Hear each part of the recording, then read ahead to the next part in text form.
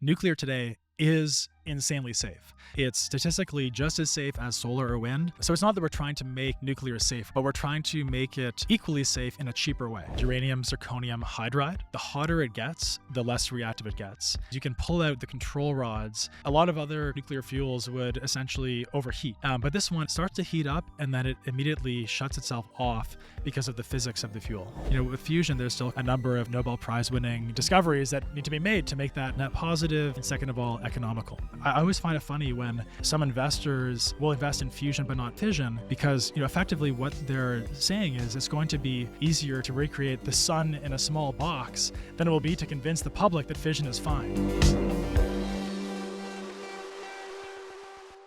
For those people who didn't just watch the episode that we just put together, would you mind telling them where we were and how much radiation we were exposed to?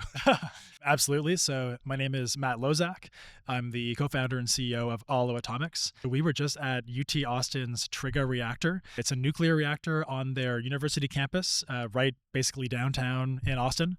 And it's a 1 megawatt reactor, and essentially we tried to make it melt down. Which is hilarious because we literally told them, like, you were recording lines like, and we're here to make the reactor melt down. And they were just kind of like, come on. It's like an experiment they've done before. Like, we're ripping control rods out. So it is very dramatic and makes a loud noise and a very, very bright flash. But we weren't ever really in risk. And you mind telling people why?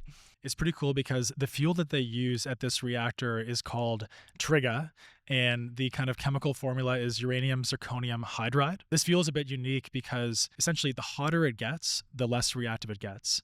And what you can do is you can pull out the control rods, which are kind of usually the brakes. Like, that's the thing that slows the nuclear reaction. And so if you pull out the brakes as fast as possible, a lot of other kind of nuclear fuels would essentially overheat, maybe melt down, but that's a complex other issue. But this one essentially starts to heat up and then it immediately shuts itself off because of the physics of the fuel. That's brilliant and also like mind-bending. Like, it doesn't really make sense because when people think nuclear, they think scary, like Fukushima, like whatever, like bombs, maybe, I don't know. But like, think of like catastrophic, out of control reactions. And to say that you could have a nuclear fuel that cannot melt down, or it cannot, like, when it gets hotter, it makes itself colder. Like, it doesn't really compute. I mean, like, would you mind, maybe the simplest way in, though, is just talking about the fuel itself. So, so what is uranium zirconium hydride? Like, did I even say that right? Like, yeah. You say like some cooler way, like UZrH hydride or something. Right. Is that what the UZrH hydride? That's the cool way to say it. UZrH hydride. Okay, cool. Yeah. What is it and how does it work? So essentially, picture like a metal lattice. So you've got uranium and zirconium; those are both metal, and within that metal lattice, you've got these hydrogen atoms, and that's the hydride aspect of it. And so this is dissolved, into the metal, and essentially the uranium U-235. That is like this loaded spring ready to go off and release energy. And in fact, like, these atoms were forged in supernovae billions of years ago during the formation of our universe. So it's so cool because this stuff was made and then coalesced into our planet, into our crust, and we mined it and refined it and enriched it. And now it's in this reactor alongside this other metal, zirconium, with these hydrogen atoms. And what the hydrogen atoms do is they slow down the neutrons. So this is called a thermal spectrum reactor. What that means is the neutrons, when they come from a fission, they're coming out pretty fast, and they need to be slowed down in order to interact with more of the other uranium-235 atoms, more of those loaded springs. So without the hydrogen, essentially, this reactor would not work. It would actually be too safe. It wouldn't even go critical. It wouldn't produce any, it would just kind of slow down to nothing. But the hydrogen is what makes it work. So it slows those neutrons down. They then interact with the U-235, and that's what creates the reaction. Now, the cool thing about this fuel is that as it heats up, the motion of those hydrogen atoms starts to increase. And when they start to move faster, it becomes less likely that they will slow down the neutrons. And that's why more neutrons leave, less cause fission, and therefore the fuel becomes less reactive. So the basic principle, like, when something is like, when you heat up a gas or whatever, if you turn water into steam, like, it it gets bigger. Like, well, is that true for water? I don't actually know if that's true for water. But like when most things, when you like boil them or whatever, or when you like when they evaporate off, they expand. Like hotter means expansion, hotter means more movement, means it like kind of goes outward. Is that literally what's happening here? That it's like expanding in some way, which means that if you're just a random neutron that's been released by a nuclear reaction, your odds of hitting something are down because there's like a bigger, like a wider cloud or something? Is that actually what's happening? So that is part of the effect. So there is a little bit of expansion, but most of the effect comes from this relative speed, this relative motion between the neutrons and those hydrogen atoms. And the technical term is cross section. They measure this in barns, but the cross section decreases when you have this faster motion as the temperature is increasing on those hydrogen atoms. Yeah, I guess I'm like wondering why. So is it like a function of volume, like the volume expands or something? Is it like the way that you made it sound was that they're moving faster, which means like maybe it's harder to hit a moving target or something? Like I'm curious, like the why is it actually why is the cross section harder to Yeah. hit or whatever? I've asked our neutronics engineer many times about this. Hey, Gavin, it has a complicated answer. It has to do with the quantum mechanical effects of the probability of interaction for this hydrogen atom and the neutron. So it comes down to something called a resonance kind of spectrum, resonance frequency. So basically, there's a type of fuel where this piece, like, so the moderator is what slows down the neutrons, is that correct? And slower neutrons are more likely to hit something. So the moderator actually, in some ways, like makes the reaction more possible, or like makes it like sustain for longer or something. So there's a specific type of fuel where that moderator is in the fuel itself. And so can you talk a little bit about how that's different than other things that maybe people are more familiar with, like whether it's a pressurized water reactor, like kind of the classic ones that you see with the big smokestacks or something, Yeah. like how is it different? Yeah. So what's kind of unique about uranium zirconium hydride is it's called a homogeneous fuel. And so what that means is the fuel and the moderator are intertwined in the same kind of atomic space, so to speak. Usually it's heterogeneous. And so in a traditional water-based reactor, you've got the water, which is external to the fuel. That's the moderator. So the water is flowing around. It's actually acting as both the coolant and the moderator. And then the fuel is the fuel.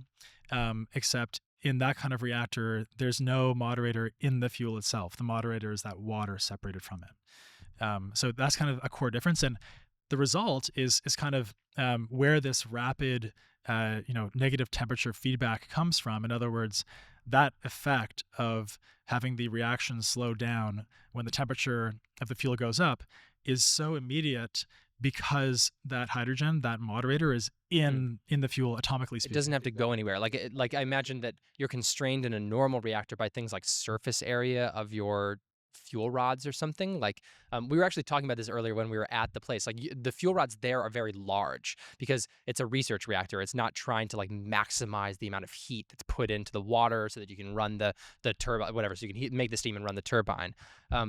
But for yours and for like kind of other ones, I imagine there are more constraints about how you actually get the heat from the whatever's reacting into the thing that is eventually turning a turbine. So is that so?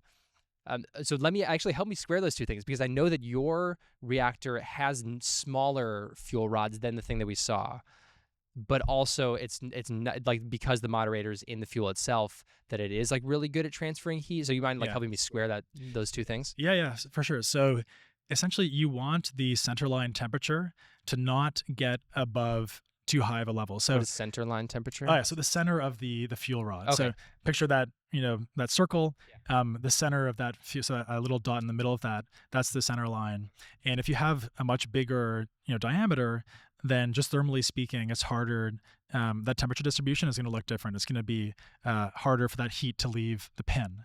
And so with a power generating reactor, especially with our type, you can't let the temperature anywhere, and it's going to be hottest in the center. You can't let that temperature get too high, because if that gets too high, the hydrogen will start to migrate outside of the fuel, and it's not going to cause a meltdown or something. It's actually going to make the reactor less effective. It's going to make the reactor not work. Because the hydrogen escapes and then it can't slow down more neutrons. Exactly. So that's why the temperature matters, and you also want to be able to take a lot of heat away. And so if you have a smaller diameter pin, then it's easier to take. You have a lot more surface area to play with when you're flowing your fluid through your reactor.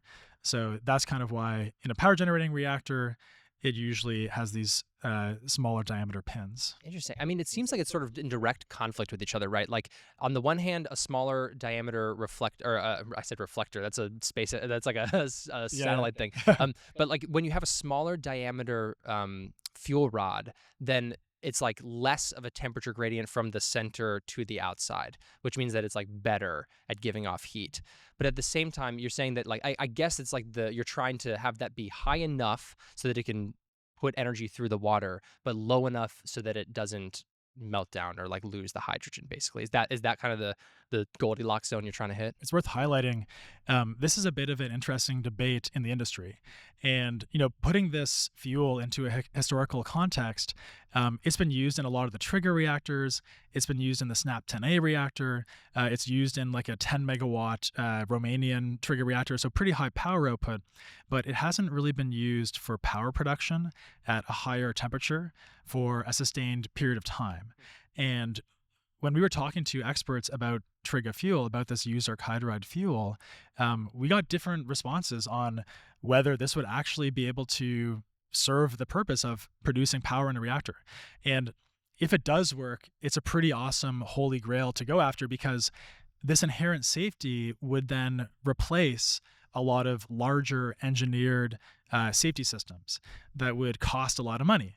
And if you want to make nuclear super ubiquitous, then it should be insanely inherently safe, just like a university research reactor that we saw did not have some big concrete dome or like crazy safety systems.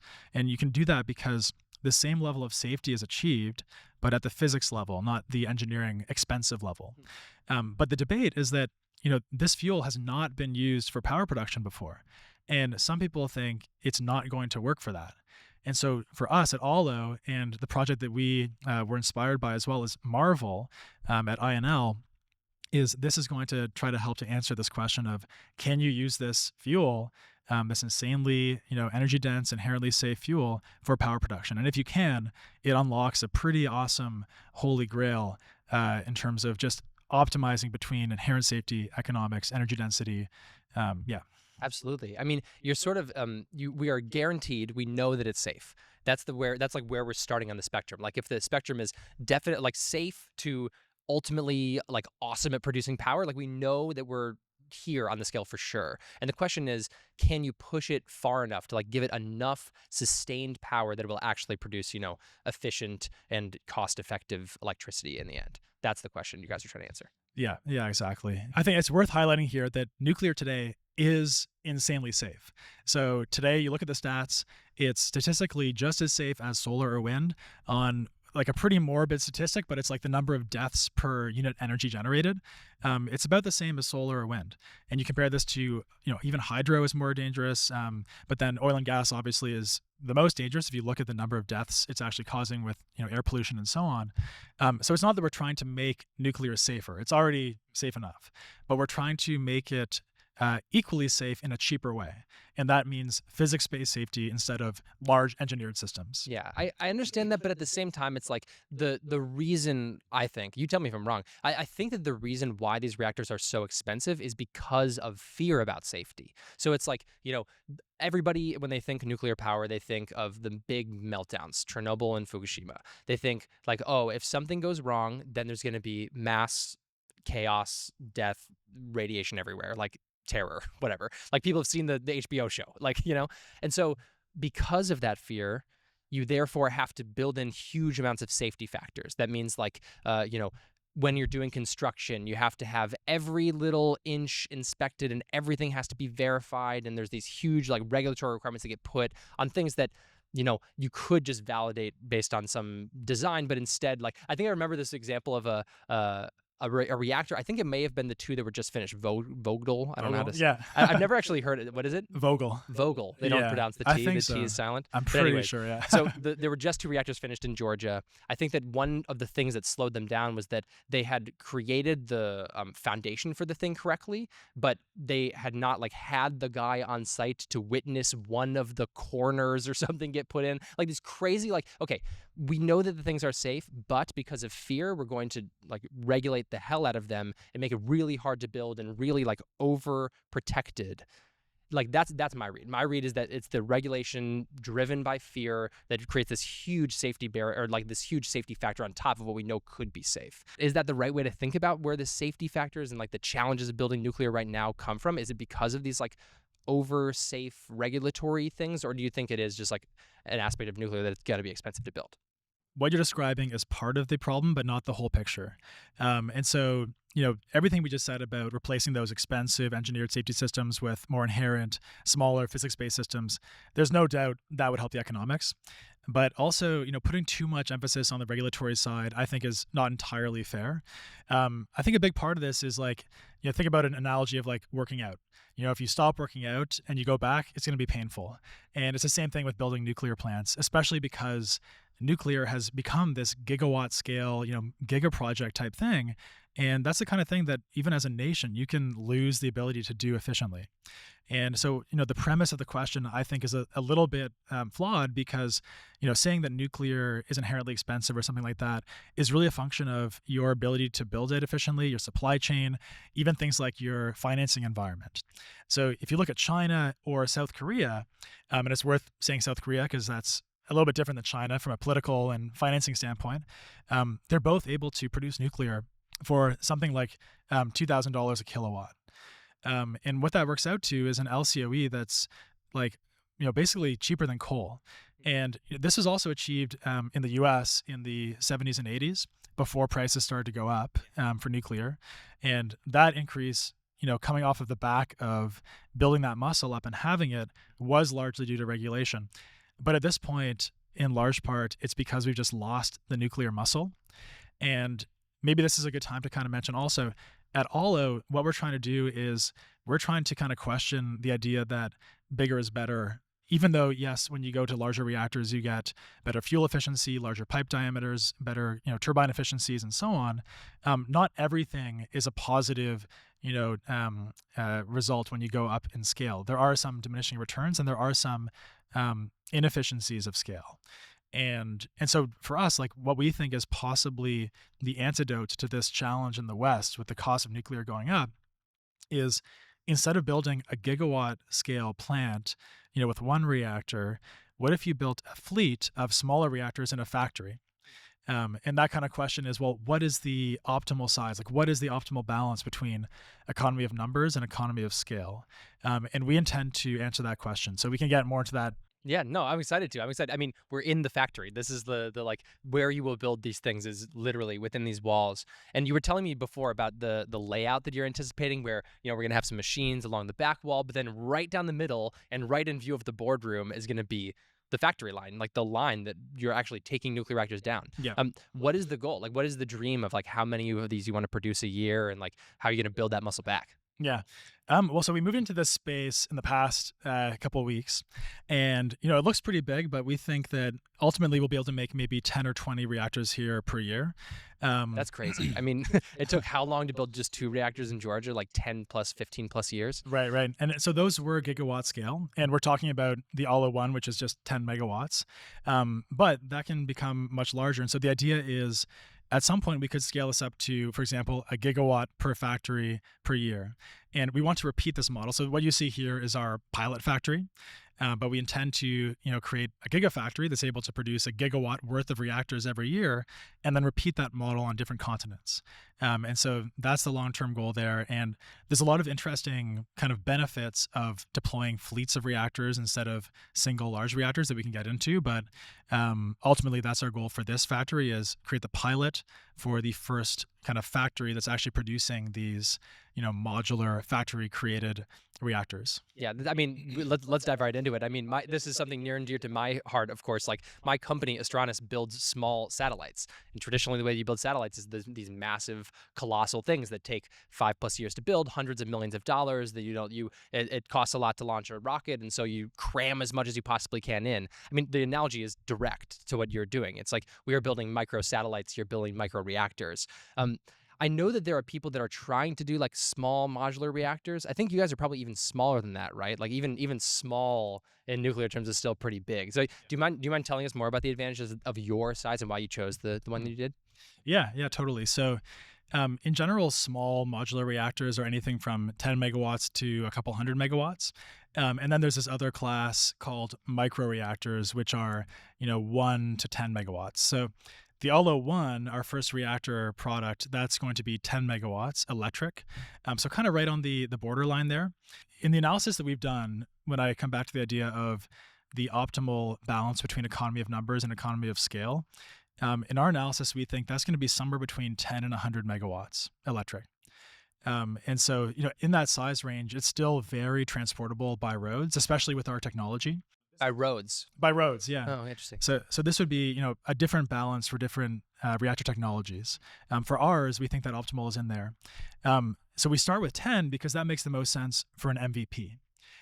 This is something that is venture fundable because it's very difficult to get a PPA or a customer for a first of a kind nuclear technology. What's a PPA? A power purchase agreement. Oh, okay, gotcha. So like an offtake. It's kind of Yeah. like, yeah, If we build it, then you buy it. yeah, yeah, Totally. yeah. And so, it's pretty tricky to get that for a new type of reactor because you have to then finance it. And, a traditional bank would say, well, that's a bit too risky. So, in order to get there, we think venture is an important part of the financing picture. And you can't really venture finance a gigawatt, multi-billion dollar reactor. Yeah. And so that's why we chose is it's like an optimal of, the minimum viable product for what we're trying to achieve at this scale. There's still many markets for this kind of reactor. And so the kind of idea here is, the product that gets delivered to the customer, first of all, it's worth saying what they're buying is not a reactor. Customers are buying a financial return. So, they want to see your financial model and understand all the inputs, all the assumptions, and at what point will they break even? How much money will they make over time? That's essentially, the sales gestation, the sales process kind of thing. So you're not selling electricity, you're selling reactors to people who sell electricity. We're selling, well, not necessarily. I mean, Are you selling them as hardware, or are you selling like the service of giving them electrons? initially it'll be a PPA. Okay. So that means we're, You're the owning, operator, you're the operating, yeah, and, they're just paying us for the power, and they're like a data center, for example. They'd be using this power to power, their data center. But in the long run, we think that the model will transition from us owning and operating to there being a ton of partner developers who will then finance, own, and operate their own fleets of these reactors. And that's the aspiration because that's kind of, what we've seen in solar or wind where, they're made in factories and then a ton of people see that as a great money-making opportunity. And, because our mission is all about deploying these as widely as possible to help bring as much of this, clean baseload energy to the world as possible, the way to scale that up is not us hogging the rights to own and operate. We want others to do it. So that's kind of why we think of it that way. But anyway, the point I was going to make earlier was in terms of the fleet model. So, you'd have each Aalo one is 10 megawatt electric. Say you want to do like a 30 or 50 megawatt data center. That would be 3 or 5 reactors paired with 1 turbine, one set of operators, security, etc. But let's say you wanted to do 500 megawatts. Then it becomes more interesting because you can do, for example, a 5-pack or a 10-pack with 1 turbine, and that is one kind of total product. And you would then do 5 of those. So imagine, let's say 500 megawatts, that's, 10 reactors, 1 turbine, and then do that 5 times. And the interesting thing that happens when you start to do these larger data center loads is that you can have what's called an N+1 configuration, where you now have potentially redundancy and backup. And this is really unique. This is cool because if you had like a gigawatt scale, hydro plant or geothermal plant or, a natural gas plant, essentially, if that has to go down for maintenance or whatever, for maintaining the turbine or refueling, what have you, it's going to be like you have to have a grid backup. Because the whole thing is coming down. The whole thing, yeah. There's some, part of the whole system that has to be done. It's just one big product that makes energy, electricity. But what we're talking about is having this kind of fleet where suddenly you actually don't need the grid interconnection, because you can just have an extra, pack of reactors that are there on standby. And yes, that would cost a bit more, but customers are interested in paying for that because they want, like, especially data centers, want such a high uptime and availability. Is the simple way to understand that like, okay, imagine you have one massive thing. If you need to take it down for anything, scheduled maintenance, replacing a fuel rod, whatever, the whole thing has to come down. So it goes from like 100 to 0. Instead, if you had 10 things that produce 10 units each, if any one of them goes down, you just turn on the 11th that was sitting there the whole time, and you fix that one, and there's no loss. Is that the basic? Yep. That's the basic model? Exactly. Okay. And Cool. I think it's worth highlighting, why do we care if there's no grid interconnect? And it's because to connect to the grid right now, there are massive delays. And if you're like Zuckerberg or some one of these big tech companies, you want to deploy gigawatts of new generation capacity yesterday. So you don't have time to wait 3, 4, 5, 6 years for a grid interconnect. And that's kind of a core part of the advantage here is you can actually not only negate the need for a grid interconnect, but you can also parametrically scale your data center with these reactors. In other words, install one pack with one set of part of the data center and expand the data center, expand the energy, and do it all side by side. So let's take a step back. So we talked about the fuel. We talked about the scale model, basically, of like, okay, we're going to make them small because of all these advantages. But if you're building truly at scale, I imagine that there are other constraints that come about that would inform your design. Like you can't use materials or whatever that are not abundant enough that you can just like if there's no fuel available for you to use, that's a constraint. If there's your coolant or whatever, or like your moderator, if there's not enough of that in the world, then that's a constraint. Like this is one of the main things that I think about when I think about fusion, for instance, which is that there's just not a lot of this fuel out there. Like people are building reactors that I don't know. The only place that we know how to go mine more is it deuterium or tritium? I forget. It's like on the moon or something. Yeah, Like yeah. like it's like hard to come by these fuels. And so, would you mind talking about I don't know, fuel availability, other constraints like that, and how those drove like design choices for you guys? Yeah, totally. So a lot of this is to Yasser's credit. Yasser's our co-founder and CTO, and he chose a lot of parts of the system that are extremely readily available.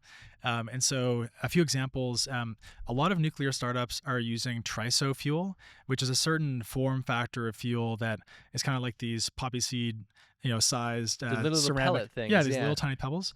And so right now, like, that is hard to come by, and it's going to be a while before that's available. That's like a fuel kind of form factor. Another parameter of fuel is what's called enrichment. That's like how spicy is the hot sauce. And so That's the best explanation of enrichment of uranium that I've ever heard. That's Yeah, right? hilarious. You're just making spicier hot sauce for the weapons than the. Yeah, exactly. Yeah. So in the case of a lot of these startups, they require a bit of a spicier fuel. It's higher enrichment, so it's usually 20%. It's called HALEU. And for us, we're using LEU plus, which is pretty cool that we can use that. Not a lot of companies can, and in large part, that's also thanks to coming back to the UZrH hydride fuel that we're using. And so LEU plus is more readily available. It's easier from a regulatory perspective, and has some economic advantages. Can we talk about specifically what they are? So I think that LEU probably stands for like low enriched uranium. Yeah. Is that true? And then HA is like high something. High assay, High assay. low enriched uranium. Okay. Yeah. And so you're saying that you are low enriched uranium plus, so like slightly more than normal, Yeah. but HA is even higher than you guys. Like, can you just be more specific? Like, Yeah. what are they? And Yeah, how do so, they so relate? 5% might be a normal reactor. We'd be like close to 10, and then most startups that are doing small reactors would be doing close to 20. Okay. Yeah. And then it's like, is it linearly as difficult to keep going up? Like you just have to run the centrifuge for longer or something, or are there barriers that are non-linear? It's not so much that there's a nonlinearity in the production difficulty. It's more that there's a nonlinearity in like the supply chain. Okay, just Um, how much is available right now, or like how many plants are set up to build this kind of thing. and also, it's worth saying that's a bit of a reflection of the rules and regulations. So there is a threshold at 10 that you can also cross, which changes things from a regulatory perspective. So there's a lot of good reason to just get a bit below 10%. So you're like right at the verge of going right. 9 point something. Sweet. Yeah. Okay, nice. And Yeah. what is that barrier? Like, why does it exist? All of these barriers are basically barriers around how close are you to weapons grade uranium. How you're enriched is that? Well, that's classified, but Really? it's like kind of think of like We could probably look it up. I don't know. yeah, we can guess, and it's probably in the 90s. Okay, Yeah. sure. Um, But anywhere close to it, like obviously we'd rather have people stay in the lower end of the range. Like if Yeah. you're yeah, trying exactly. to prevent them from making weapons. Yeah, and so that's kind of like this was a very detailed calculation that lots of folks, of our the giants whose shoulders we're standing on, they did those calculations, and they found that 20% is a very safe threshold to set for using in a nuclear reactor and preventing anything that could be used as a weapon, kind of thing. And so 20% is the kind of normal threshold for that. Still counts as low, or like at least That's HALEU. Okay. Yeah, HALEU, and that that's like the upper limit. So you're not going to see reactors with 21 or above. Well, Does that count as commercially, like commercially. what's the next classification called? Well, Like 21%. I There think- isn't really one, or it's yeah, there's kind no of one everything above there. Like if you're going to go above there, then you're not commercial, and then you might as Mm. then you're probably the military. Oh, okay. In which case you go to 90. And so like Interesting. Okay. for example, the Like in the ships or the submarines or whatever? yeah, so they would use higher enrichment. Those would be kind of Mm. like the Lamborghinis of nuclear reactors, kind of thing.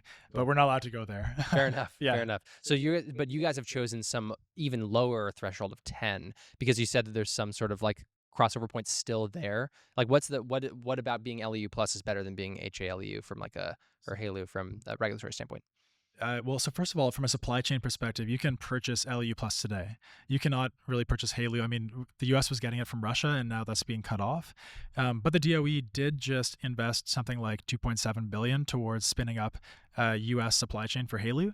So it's coming, and when it does, we can easily transition our reactor to use that higher enrichment, which will have economic benefits as well for us. But the nice thing is that because of our all of our system choices that Yasser and the team have been making, we're able to use that lower enrichment and take advantage of the supply chains available to us today. Of all the types of reactors that have ever been built, like the pressurized water reactors are by far or like the water ones are by far the most prevalent. Is next after that Triga? Or is it? It's probably pretty close to that. It's like one of the most prevalent types, and so that's why I was guessing that there'd be more of that kind of fuel, but maybe not. But apparently not. Well, the thing is with Triga, you can have different levels of enrichment. So some research reactors do have higher level of enrichment Triga fuel. Triga is just kind of the the fuel form factor and the fuel chemical formula. But then you can in that chemical formula, this is where nuclear gets mind bending, because it can have the same kind of chemical formula, like there's both uranium, but then the question is how much of that uranium is U-235, the spicy uranium, Yeah. versus the less spicy U-238. Interesting. Yeah. Okay, got it. Mhm. One of the things I definitely want to make sure we talk about is your basically like your position in the history of development. I mean, you talked about the shoulders of giants that you've been standing on, and there's been all this work that's been done, especially, I mean, unfortunately not so much recently, but historically. So would you mind telling us, I know that your reactor was based on Marvel. What is Marvel? How does it work? And maybe how do you guys differ from it? Our co-founder and CTO, Yasser Arafat, is the one behind the Marvel program. And so Marvel is a pretty big deal. It's the first new advanced reactor being built in the US in decades. And, kind of to put this into a historical context. So the first atomic age was like the 1950s, 60s, and kind of 70s. And in those decades, there were 52 or 53 test reactors that were built largely at Idaho National Lab. And then, unfortunately, when nuclear kind of fell out of favor for a time, all those test reactors, those 52 or 3, went down to just 3. And it stayed like that for decades until Marvel. So Marvel's kind of like this first new one that's being built there at Idaho National Lab, and there's a few others that will be following. Project Pele, a couple of projects in the dome, which some commercial companies are. That's the big like metallic dome thing. Okay, Yeah, is that where EBR2 was? Same place? yeah, exactly. Yeah, and EBR2. I mean, that's such a cool story. Maybe we can get there if there's time.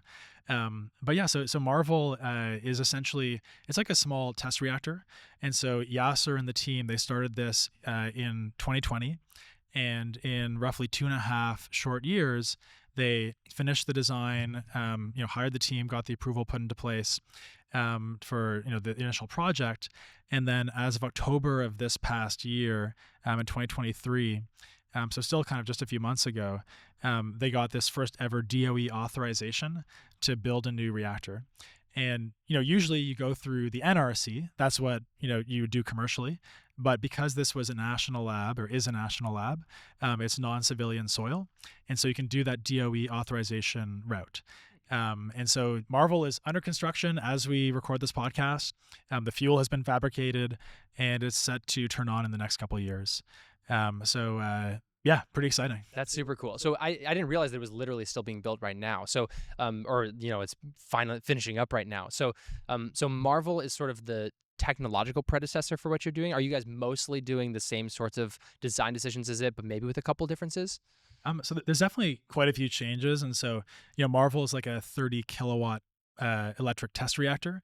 Ours is 10 megawatt electric, so it's roughly like 300 times more powerful, but it's only kind of double the physical size. And so there's a bunch of changes we had to make to scale Marvel up, make it more commercial, economics focused. But from a physics perspective, it's very similar.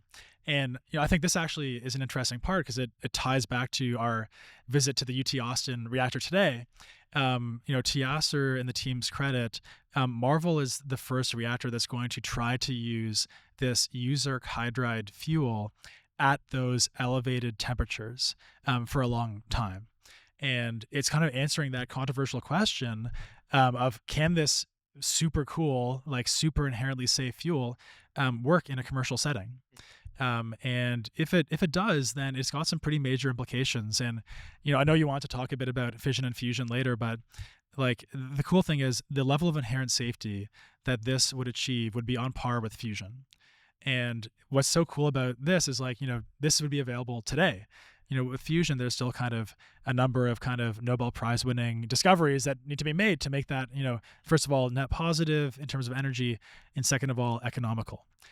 So we're pretty excited about this because we think the answer to this question is going to come out positive, and if it does, it unlocks a pretty incredible future for nuclear energy. Very cool. I think so. One difference that I think is true between your reactor and the one that we saw earlier today is in is it the moderator or the coolant? I don't actually know what's the right word to use, but they're using water. I mean, we looked through and it was like the most beautiful, clear water that you've ever seen in your life. Like I imagine one of the guys actually said that to be underneath the water, like a little bit, is actually less radiation dose than you would receive just like standing here in a random room because you're shielded and also you're so shielded from the reactor that you're fine. Like that's unbelievable.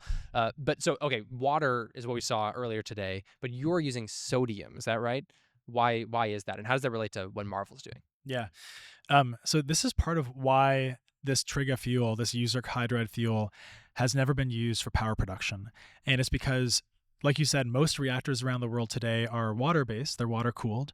And water with this fuel, it just can't take the heat away fast enough. So essentially the fuel becomes kind of finicky. It's like it's almost too safe because if you don't take that heat away fast enough, the fuel gets hot and it shuts itself off. So liquid metal is really this beautiful pairing with this fuel because it unlocks that that fuel for power production while maintaining that inherent safety. And the way it does that is, metal, when you touch a metal, you know how it feels cold. And it's not because the metal is a lower temperature, it's because the metal is taking the heat from your body faster than when you touch this desk or something like that. And so because liquid metal is so thermally conductive, it's a beautiful pair, and it allows you to use that fuel for power production. And suddenly you've got something that's insanely energy dense, which is really good for economics. But you've also got something that is very inherently safe, which is also good for economics and in just good in general. Yeah, totally. I Yeah. imagine. I mean, I would imagine, and this is probably what most people would think, is their first reaction to that is like, okay, yes, it has this great properties, but it's probably less safe. I mean, like water gets in there, water and sodium don't mix. It'd be like a crazy reaction. Isn't that like one of the classic like chemistry 101 things? Is you like Yeah. react the two and it like blows up or something? Yeah. So why would you choose the one that blows up? Yeah, well, so this is a really, really fascinating question. So, there's another kind of similar nuclear technology called a molten salt reactor, and it uses, kind of a similar thing. It's this like, atmospheric pressure coolant. It's literally just a salt that's in molten form. And the challenge there is, yes, that is not explosive in that same kind of way, but it's very corrosive. And so it turns out that with sodium, it's pretty straightforward to manage it. There's a reactor called EBR2, which we just talked about, where the dome was. That operated for a couple decades in the tens of megawatts. And after that, a couple decades, they took the sodium out. And sodium is so compatible with stainless steel, the pipe material, that the welder's etchings were still visible in those pipes. So it's kind of nice because you don't have to deal with that corrosivity of, for example, molten salts, which again simplifies your balance of plant and the rest of the reactor.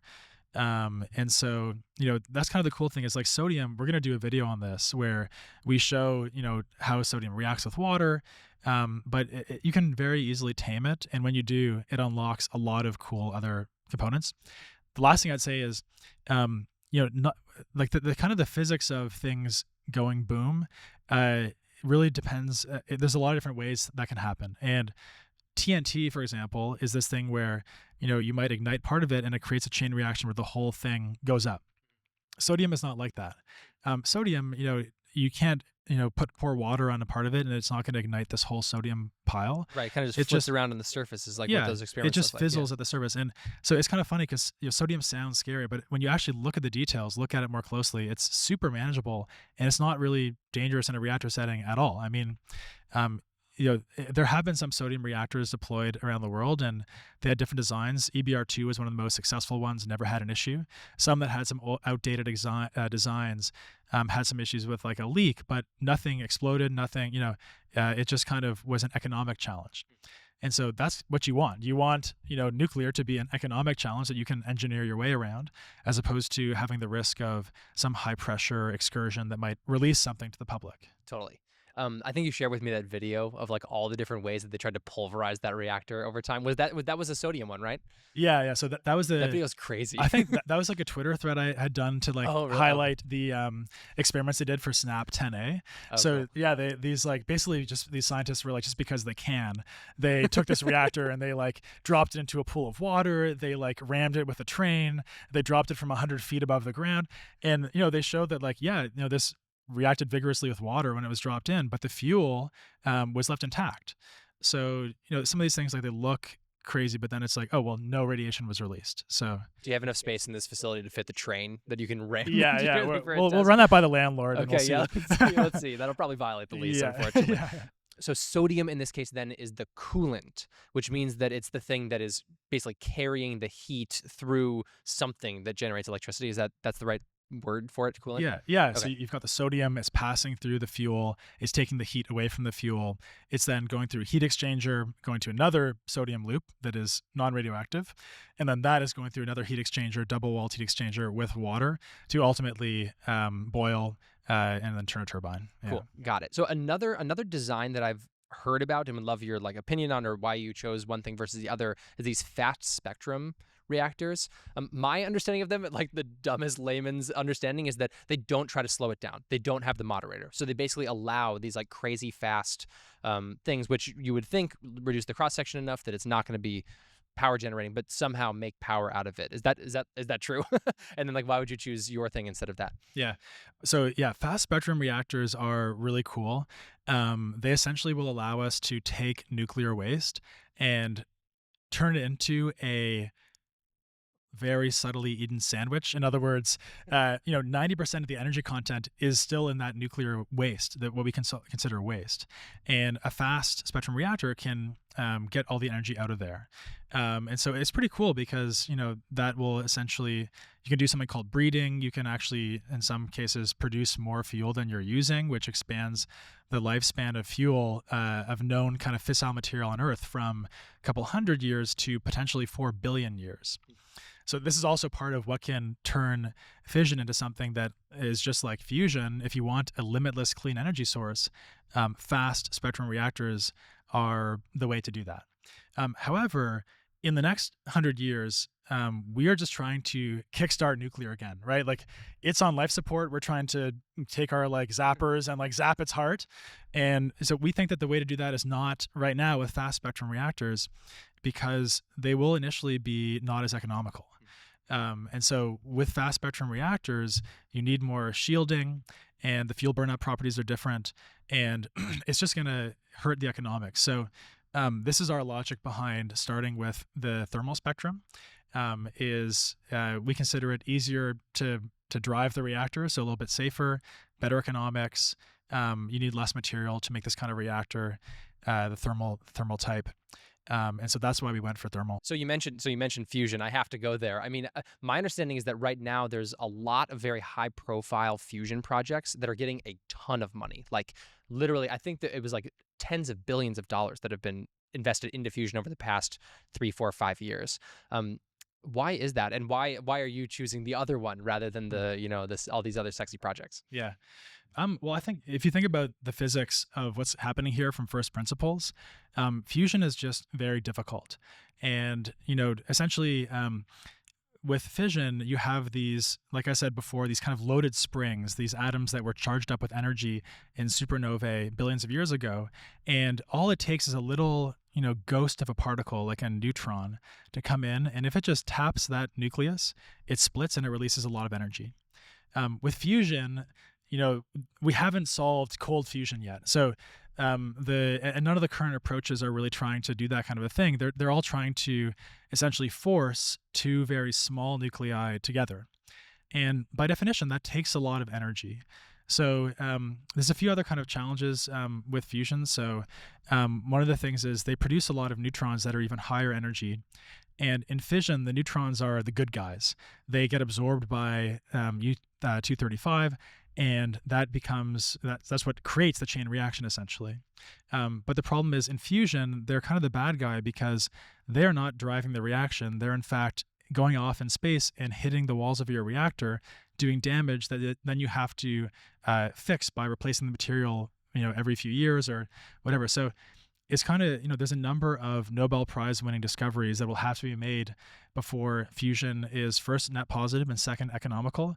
And, currently it feels like a lot of the approaches will be kind of confined to being much larger, not necessarily able to do a black start. And it just seems tricky. So I love that there's a lot of money going to fusion because as a science nerd myself, I think there's a lot of cool discoveries that will come from that. And, this is in fact what we see is often these fusion companies find other ways to monetize and make money in the kind of short term before they eventually find a way to make it work. But I just kind of look at fission as being a much shorter term, practical, realistic solution for the energy, transition that we have in front of us. And it kind of, I always find it funny when, some investors will invest in fusion, but not fission, because, effectively what they're saying is it's going to be easier to recreate the sun in a small box than it will be to convince the public that fission is fine. I mean, it just seems crazy to me. So, because like I said, fission today is statistically as safe as solar or wind. There's enough fuel on Earth to last 4 billion years. It's clean. It works around the clock. I don't see any better energy source than that. God bless America. Yeah. So I would love to kind of, that's a perfect segue to talking about what progress you are making, because it does sound like the whole point of this is let's go fast. Let's do this now. Let's not wait for 10 or 20 or however many years it takes to make the Nobel Prize discoveries. So tell us what is new? What are the next steps of from how you get from, we have this factory, we have some money in the bank. how do we get to a factory line that's actually spitting out nuclear reactors? Yeah. So we're trying to hit essentially the same time frame that the Marvel team was able to hit, going from starting to design to approval to construct. And so what that would be is in 18 months from now, we're aiming to be approved to build our first real nuclear reactor. In those next 18 months, there's a lot of baby steps that have to be taken. So we're obviously scaling the team out, focusing a lot on the factory manufacturing side. We're going to be building a non-nuclear prototype, which we're calling the Aalo 0. And that's going to help us with the licensing case for the first nuclear version, which we're calling the Aalo X. It's the Aalo experimental reactor. And this is what we're building at Idaho National Lab in 18 months is what we're targeting. And so, so far we have a site use MOU for the first reactor, the Aalo X. And we're going to use that reactor essentially as a calling card and as a demonstration point for this technology. So we'll be able to host the NRC, other investors, potential customers, and do experiments with that reactor to prove some of the questions that we were talking about earlier about can this fuel be used at those power levels. And so that's kind of our goal for 2026. Beyond that, we've also submitted a regulatory engagement plan with the NRC. This is for an initial project of a fleet of reactors with a certain utility that we're working towards penciling a formal agreement with. And this would be targeting towards the end of this decade, so 28, 29, going live with that fleet. But then there's a bunch of other kind of things we have kind of cooking. So, obviously data centers are a super interesting pathway for us because of those advantages that we spoke about earlier that are kind of unique to our solution for data centers. And so we're really looking at that closely. And, above all, we just want to get to the point where, kind of like I said earlier, we have this factory that's producing dozens or maybe one day hundreds of reactors per year. And these are being deployed in fleets by ourselves and also other partner developers. So it's really interesting that you're going through this path of not just the NRC, which I understand like everybody has to do, but also the DOE. Would you mind like what's the path there? Like how did you get from what you have today to actually being able to build a nuclear reactor? Yeah. So it is a bit of a unique path. So you've got a lot of the nuclear companies going through an NRC licensing pathway. Some are going through an NRC 104C pathway. That's kind of like a research reactor pathway. Others are going straight to 103. That's kind of commercial. But in our company's DNA is this kind of history of having been the first team to achieve this DOE authorization, which was with Marvel. And so, we know that pathway very well. We know how to do it. We know what the package has to look like to make it come together.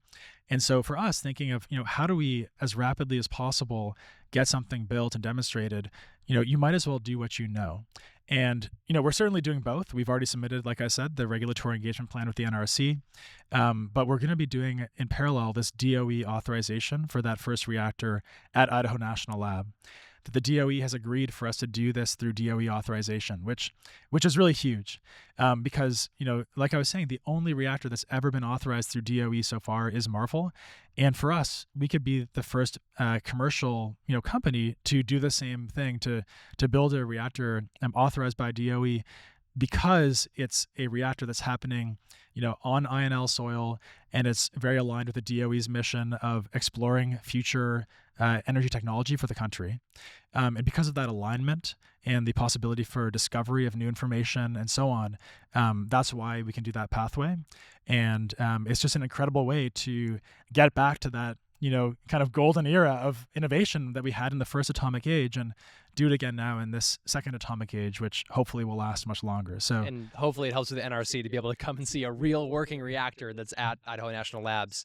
And maybe that is what it takes to get approval. Exactly. Awesome. Well, thank you so much for inviting us to your factory. It's going to be exciting to come back here and see once it's all full. And it was awesome to go try to melt down a nuclear reactor with you. If you guys haven't seen that video yet, definitely be sure to check it out. Awesome. Thanks so much for having me on. Thanks.